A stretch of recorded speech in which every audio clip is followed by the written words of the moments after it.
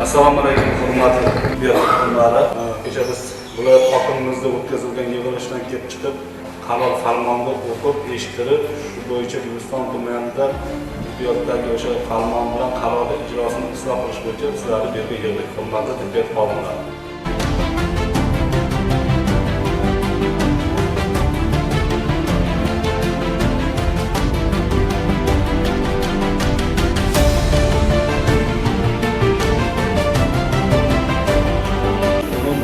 Sifatida qaytadan yana bo'lgan har bir xodimga bo'lim boshqalari, katta hamshiralar hammasi buni bilib olishi kerak.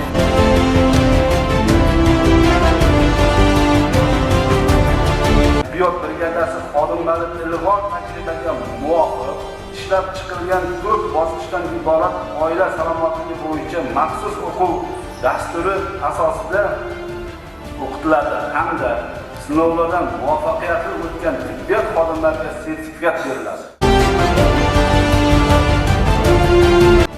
Farmonda 85% aholi tibbiyotdan roziligini, shu 85%ni kerak bo'lsa 100% ga chiqarishimiz kerak. Aholimizni tibbiyotimiz, Guliston tuman xalqi Guliston tuman tibbiyotida o'sha roziligini.